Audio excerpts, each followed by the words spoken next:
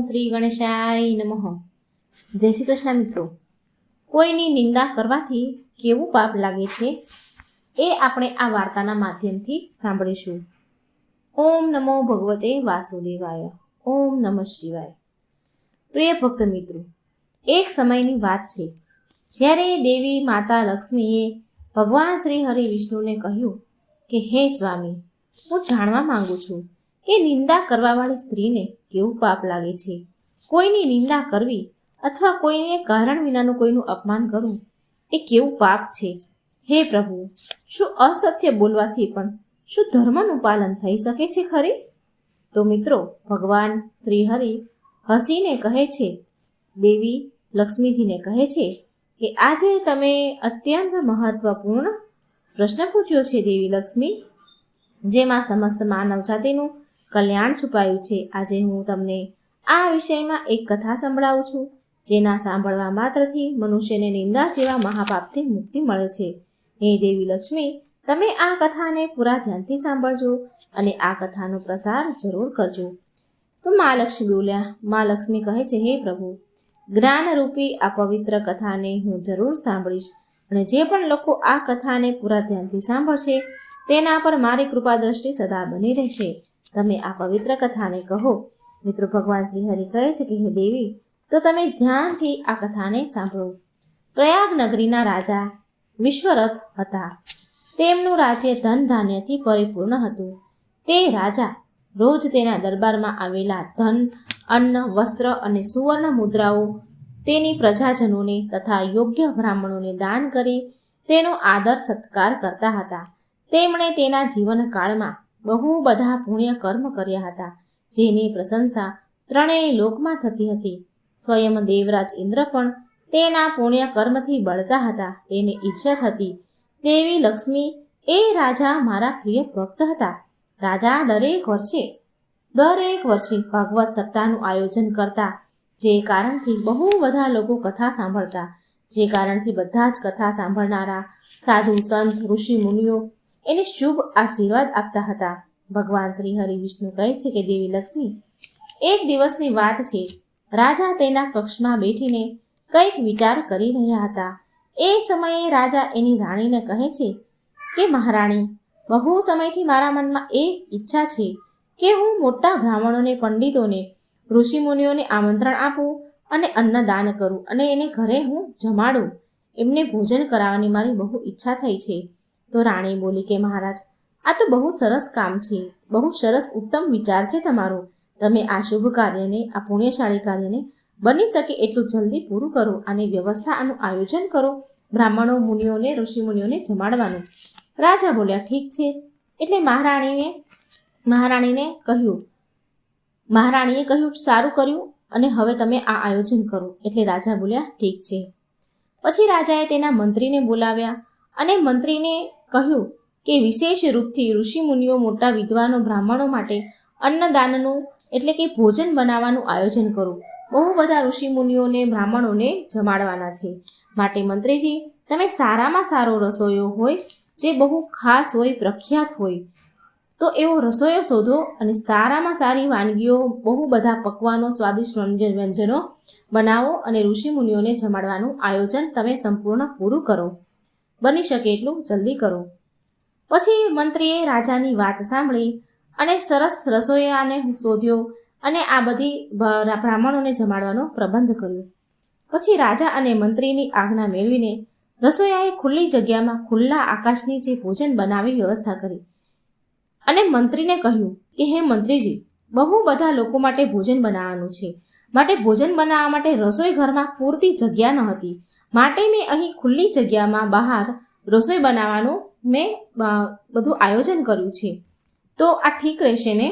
તો રસોઈયાની વાત માનીને મહામંત્રીએ કહ્યું, ઠીક છે, જેવું તમને સારું લાગે, જેવું તમને સગવડ લાગે એવી રીતે તમે ભોજન બનાવો, પણ ભોજન સ્વાદિષ્ટ બનવું જોઈએ. કેમ કે રાજાએ વિશેષ ઋષિમુનિઓને આમંત્રિત કર્યા છે, મોટા વિદ્વાનો, બ્રાહ્મણોને આમંત્રિત કર્યા છે. કોઈ પણ પ્રકારની કમી ન રાખતા સરસ મજાની રસોઈ બનાવજો. પછી રસોઈયાએ બધી વ્યવસ્થા કરી અને ભોજન બનાવવાનું ચાલુ કર્યું. મિત્રો, રાજા રસોઈ બનાવવા માટેની વિશેષ જે વ્યવસ્થા કરી હતી એ જોઈ અને રસોઈ જે બનતી હતી એની સુગંધ બહુ સરસ આવી રહી હતી, અત્યંત સરસ સુગંધ આવી રહી હતી. તો એ સૂંઘીને રાજા બહુ પ્રસન્ન થયા. બધી વ્યવસ્થા જોઈ રાજા ખુશ થયા. જ્યારે મહામંત્રીએ રાજાને કહ્યું કે મહારાજ, દરબારમાં બધા જ વિશેષ વિદ્વાનો મહેમાનો માટે ભોજનનો પ્રબંધ થઈ ચૂક્યો છે. ત્યારે રાજા બોલ્યા કે મહાન બ્રાહ્મણો ઋષિઓ ભોજન માટે આવી જ રહ્યા છે. મહામંત્રીજી ભોજન તથા એમની સેવામાં કોઈ પણ પ્રકારની કમી ન રાખતા, અને બીજું કે તેમના સ્વાગત માટે પૂરા નગરમાં શણગારો, આખું નગર શણગારો, બધું સરસ મજાનું સુશોભિત કરો. હવે આ બાજુ બીજી તરફ જ્યારે રસોઈ બનતી હતી, રસોઈયા રસોઈ બનાવી રહ્યા હતા. રસોઈમાં ખીર બનાવવા માટે તપેલું ચૂલે ચડ્યું હતું. ચૂલામાં તપેલું ચડાયું હતું ને એમાં ખીર બની રહી હતી, ખુલ્લી જગ્યા, ખુલ્લા આકાશમાંથી. અને એ જ સમયે આકાશમાં એક સમડી સાપને એના પગના પંજા વડે દબાવીને પકડીને ઉડતી ઉડતી જઈ રહી હતી.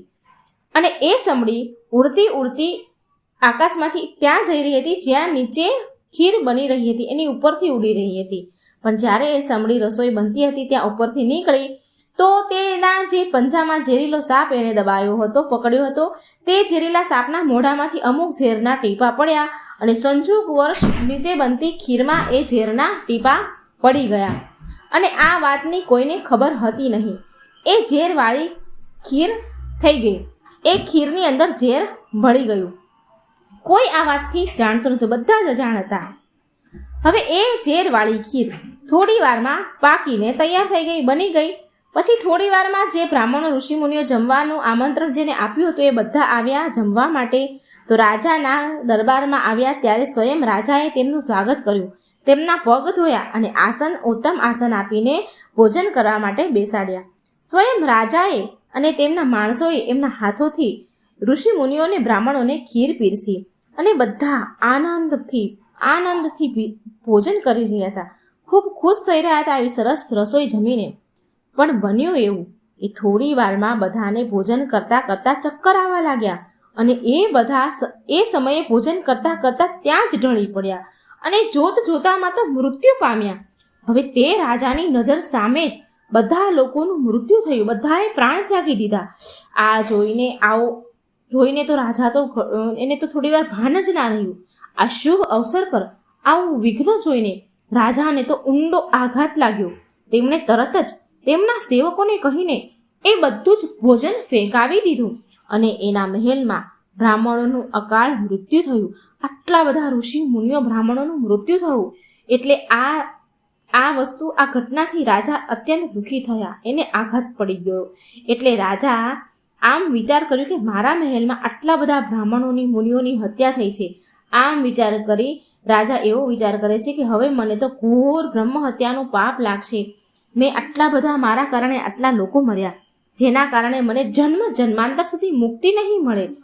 આમ વિચારીને રાજા એના રાજ્યનો બધો કારભાર બીજા મંત્રીઓને સોંપી ત્યાગ કરીને એક વનમાં તપસ્યા કરવા માટે ચાલ્યા ગયા.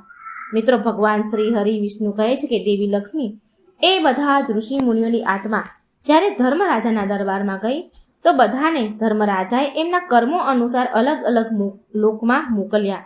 અમુક લોકોને અલગ અલગ યોનિમાં જન્મ લીધો અને અમુક લોકોને અલગ અલગ લોકમાં મોકલી દીધા. ચિત્રગુપ્તને એ પ્રશ્ન ઊભો થયો કે આ લોકોનું અકાળ મૃત્યુ થયું છે તો આ લોકોના અકાળ મૃત્યુનું પાપ કોને મળવું જોઈએ અને આ મહાભયાનક બ્રહ્મ હત્યાનું પાપ કોને ભોગવવું પડશે? કેમ કે આ વિચિત્ર સ્થિતિ ચિત્રગુપ્તને બહુ વિસ્મય થતું હતું. વિચિત્ર સ્થિતિ ઊભી થઈ ગઈ. આ વિચિત્ર સ્થિતિ ચિત્રગુપ્ત જ્યારે ધર્મરાજા જોડે સલાહ સૂચન માંગે છે, ધર્મરાજા જોડે જ્યારે આ વસ્તુ કહે છે અને સલાહ માંગે છે ત્યારે યમરાજા પણ ધર્મ અનુસાર ન્યાય કરવામાં અસમર્થ થઈ ગયા. યમરાજા પણ વિચારમાં પડી ગયા, એ પણ ન્યાય કરવામાં અસમર્થ થઈ ગયા. અને યમરાજા ચિત્રગુપ્તને કહે છે કે હે ચિત્રગુપ્ત, આ વિષયમાં તો રાજા નિર્દોષ છે, કેમ કે એ પુણ્ય કરનાર છે અને એમણે તો અન્નદાનના, ભોજન કરાવવાના ઉપદેશથી સાધુઓને જમાડવા બોલાવ્યા હતા અને એ સ્વયં હવે પછતાવો કરી પણ રહ્યા છે અને આ વસ્તુ અજાણતા થઈ છે. બીજી બાજુ એ રસોઈયો જેણે ખીર બનાવી હતી, જે ખીર બનાવી રહ્યો હતો, એ પણ આ વાતથી બિલકુલ અજાણ છે. તેને કંઈ જ ખબર નથી કે આ ખીરમાં સાપનું ઝેર પડી ગયું હતું તથા એણે અજાણતા જ ભોજન પીરસ્યું હતું. રસોઈયાને પણ આ વાતની ખબર નથી. અને બીજી તરફ જે આકાશમાં સમળી સાપને લઈને ઉડી રહી હતી એ તો એના બચ્ચાઓ માટે, એના બાળકો માટે ભોજનની વ્યવસ્થા કરી રહી હતી. એ પણ આ બ્રહ્મ હત્યાની ભાગીદાર નથી. હવે એ સર્પ જે સમળી લઈને જઈ રહ્યો હતો તે સાપ તો ખુદને જ બચાવી રહ્યો હતો. એના પ્રાણોની રક્ષા માટે એ તડફડી રહ્યો હતો અને અજાણતા જ એની આત્મરક્ષા કરવા માટે તેના મોઢામાંથી ઝેર નીકળ્યું હતું અને એ ઝેર જઈને ચૂલામાં બનતી ખીર પર પડી ગયું હતું. અને એ પણ હવે આ બ્રહ્મ હત્યાથી નિર્દોષ છે. જે એ ઋષિઓને પીરસેલી ખીર એ ખાધી હતી, એ જે સાપનું ઝેર હતું એ ઋષિઓને પીરસેલી ખીરમાં જઈને પડ્યું હતું. હવે આ વાતમાં સાપ પણ નિર્દોષ છે. એ પણ ખુદની આત્મરક્ષા કરવા માટે તડફડી રહ્યો હતો. ત્યારે ધર્મરાજા અત્યંત ચિંતામાં પડી ગયા કે શ્રી હરિનું ધ્યાન કરવા લાગ્યા. કારણ કે જો તે ખોટો ન્યાય કરે તો કોઈનો ખોટો ન્યાય કરી કોઈ પ્રાણીને સજા દંડ સંભળાવે તો એ પણ મહાપાપના ભાગીદાર બની જાય. એટલે ધર્મરાજા ખોટો ન્યાય તો કરી ન શકે. અને આ ઘટનામાં આ લોકો બધા જ નિર્દોષ હતા, કોઈનો પણ દોષ હતો નહીં. એટલે એ સમયે યમરાજાએ ભગવાન શ્રી હરિનું ધ્યાન કર્યું તો એ સમયે ભગવાન શ્રી હરિ વિષ્ણુ યમપુરીમાં પ્રગટ થયા અને ભગવાન યમરાજાને કહે છે કે હે ધર્મરાજા, તમે વ્યર્થ ચિંતા ન કરો. સમય આવવા પર તમે સ્વયં આ મહાપાપના ભાગીને સજા સંભળાવી શકશો. બસ ધર્મરાજા, તમે યોગ્ય અવસરની વાટ જુઓ. ધર્મરાજા શ્રીહરિની વાતનું સમર્થન કરતા થોડા સમય માટે આ વાતને ભૂલીને એના બીજા કાર્યોમાં વ્યસ્ત થઈ જાય છે, મગ્ન થઈ જાય છે. ભગવાન શ્રી વિષ્ણુ કહે છે કે દેવી લક્ષ્મી, આવી રીતે અમુક વર્ષોનો સમય વીત્યો જ્યારે આ વાત પૂરી પ્રજા ભૂલી જ ગઈ હતી. મહારાજના દરબારમાં અત્યંત હૃદય કાપી ઉઠે એવી ઘટનાના કારણે કેટલાય મુનિઓએ એના પ્રાણના ત્યાગ કર્યા હતા. પછી એક દિવસ બન્યું એવું કે અમુક સાધુઓ પ્રયાગ નગરીમાં આવ્યા અને ઘરે ઘરે જઈને ભિક્ષા માંગે છે. તો જ્યારે એમણે એક સ્ત્રીને જોઈ તો એ પૂછ્યું, એ સાધુઓએ, એ મુનિઓએ એ સ્ત્રીને પૂછ્યું કે દેવી, આ નગર બહુ સુંદર છે, શું તમે અમને આ રાજ્યના રાજાના દરબારનો એના મહેલનો રસ્તો બતાવશો? ત્યારે એ સ્ત્રીએ આશ્ચર્ય સાથે એ સાધુઓ તરફ જોયું અને બોલી કે અરે સાધુ મહારાજો, તમે તમારી મૃત્યુને બોલાવી રહ્યા છો. તો એ ઋષિ મુનિઓએ આવી વાત સાંભળીને બોલ્યા, અરે બહેન, તમે આ કેવી વાત કરી રહ્યા છો? અત્યારે રાજ દરબારમાં અમે તો જવા ઈચ્છીએ છીએ, તમે કેવી વાત કરો છો? ત્યારે એ સ્ત્રી ફરી બોલી, હા, હું પણ એ જ રાજાના દરબારની વાત કરી રહી છું, એ જ રાજાના મહેલની હું પણ એ જ વાત કરું છું, જ્યાં સેંકડો તમારા જેવા ઋષિમુનિઓએ રાજાના ઘરનું ભોજન ખાઈને તેમના પ્રાણોનો ત્યાગ કરી દીધો હતો. જો તમારે પણ મારા કહેવા ના પાડવા છતાં પણ જો તમારે ત્યાં જવાની ઈચ્છા હોય, તમારા મૃત્યુને આમંત્રણ આપવાની ઈચ્છા હોય, તમે મરવા માંગતા હોય તો એ દરબારમાં જરૂર જાઓ. રાજા સ્વયં બ્રહ્મ હત્યાનો મહાપાપ કરીને વનમાં જઈને તપસ્યાનું ઢોંગ કરી રહ્યા છે. અમને તો શરમ આવી રહી છે કે અમે લોકો આવા રાજ્યના રાજાને ત્યાં નિવાસ કરીએ છીએ. એ સ્ત્રીની વાત સાંભળીને તે મુનિઓ પણ ત્યાં પ્રયાગ રાજ્યમાંથી પાછા ફરી ગયા. ત્યાં રાજાને ત્યાં ન ગયા અને ત્યાંથી નીકળી ગયા. પરંતુ એ સ્ત્રી ઘર અને નગરના આવનારા મહેમાનો અને અન્ય લોકોમાં રાજાની વાતો ફેલાવી રહી હતી, રાજાની ખરી ખોટી બુરાઈઓ કરી રહી હતી. આ ઘટનાને વધારે ને વધારે એ પ્રસરાવી રહી હતી, આ ઘટનાનો પ્રસાર કરી રહી હતી. થોડા સમય પછી એ સ્ત્રીને એક સાપ કરડ્યો અને એના સાપ કરડવાથી એ સ્ત્રીનું મૃત્યુ થઈ ગયું. અને બીજી બાજુ રાજા વિશ્વરથ જે સંન્યાસી બની ગયા હતા એની પણ મૃત્યુ થઈ ગઈ. વૃદ્ધ થઈ જવાના કારણે વનમાં જ તેનું મૃત્યુ થઈ ગયું. ભગવાન શ્રી હરિ વિષ્ણુ કહે છે કે દેવી લક્ષ્મી, એ બંનેની આત્માને લઈને યમદૂત ધર્મરાજાના દરબારમાં જાય છે. જ્યારે ચિત્રગુપ્ત એ બંનેના પાપ પુણ્યના લેખાજોખા જુએ છે તો એ યમરાજાને કહે છે ચિત્રગુપ્ત કે હે ધર્મરાજા, આખરે આજે એ દિવસ આવી જ ગયો કે જેની આપણને કેટલાય વર્ષોથી રાહ હતી, કેટલાય વર્ષોથી આપણે વાટ જોઈ રહ્યા હતા. હે ધર્મરાજા, આ એ જ રાજા છે જેના દરબારમાં બ્રાહ્મણોની હત્યા થઈ હતી. ત્યારે ધર્મરાજા કહે છે, હે ચિત્રગુપ્ત, આ રાજન વિશ્વરત્ન બ્રહ્મલોકમાં મોકલવામાં આવે, કેમ કે એનાથી આ પાપ અજાણતા થયું હતું, તથા આ સ્ત્રીને 16 નરકની સજા આપવામાં આવે, એની જીભ કાપી નાખવામાં આવે. આ સ્ત્રી જ એ બ્રહ્મ હત્યાની ભાગીદારી છે. દૂતો અને ચિત્રગુપ્તને આશ્ચર્યચકિત થઈને યમરાજાને જોવા લાગ્યા અને યમરાજા બોલ્યા કે, હે વત્સ, આ રાજા વિશ્વરથ તો એમના ધર્મનું પાલન કરી રહ્યા હતા. સમડીએ એની ભૂખ મટાડવા માટે સાપનો શિકાર કર્યો હતો. સાપે તેની સ્વયંની રક્ષા માટે વિષ એના મોઢામાંથી નીકળી ગયું હતું અને જે ખીરમાં પડ્યું હતું. આ બધા જ નિસ્વાર્થ ભાવથી પોતપોતાનું કાર્ય કરી રહ્યા હતા. એમાં એમનો કોઈ પણ રીતનો સ્વાર્થ ન હતો. કોઈ પણ રીતે પાપ એમણે નથી કર્યું, માટે આ પાપ કરતા સમયે એમને કોઈ સુખ દુઃખની અનુભૂતિ ન હતી. પણ એક બીજી બાજુ આ સ્ત્રીએ એના કઠોર વચનો સાથે, કડવા શબ્દો સાથે સ્વયંના પાલન કરતા રાજાની બહુ વધારે નિંદા કરી છે. આમાં એનો કોઈ સ્વાર્થ હોય કે ન હોય, પણ આ સ્ત્રીએ કોઈને અજાણે થયેલા પાપની નિંદા એના મુખેથી કેટલાય લોકોને કહી હતી. પરંતુ એને જે રાજાની નિંદા કરવામાં જે સુખ મળ્યું હતું, માટે આ મહાપાપની ભાગી બની છે. ચિત્રગુપ્ત કહે છે કે, ધન્ય છે યમરાજા તમને, અમને પ્રભુ અને પ્રભુની લીલાને. મિત્રો, ભગવાન શ્રી હરિ વિષ્ણુ કહે છે કે, હે દેવી લક્ષ્મી, યમરાજાની આજ્ઞા અનુસાર એ સ્ત્રીને ઘોર નરકમાં નાખી દીધી. 16 નરકની સજા મળી. હે દેવી લક્ષ્મી, તમારા પ્રશ્ન અનુસાર જે પણ વ્યક્તિ કોઈની નિંદા કરે છે એને આવી રીતે બ્રહ્મ હત્યાનું પાપ લાગે છે. માટે કોઈએ પણ એનો નિસ્વાર્થ ભાવથી નિંદા ન કરવી જોઈએ. ઘણા લોકો ઈર્ષ્યાના ભાવથી બીજાની નિંદા કરે છે, તો નિંદા કરનાર અને નિંદા સાંભળનાર બંને જ પાપના ભાગીદાર હોય છે. હે દેવી લક્ષ્મી, તમારા બીજા પ્રશ્ન અનુસાર કોઈ કારણ વગર કોઈનું અપમાન કરવું, તેને અપશબ્દો કહેવા, શબ્દોથી દુઃખી કરવા એ પણ પાપ છે. માટે કોઈની બુરાઈ, કોઈની ખોદણી કરવી નહીં, ફાલતુ વાતો કરવી નહીં, એ પણ પાપ છે.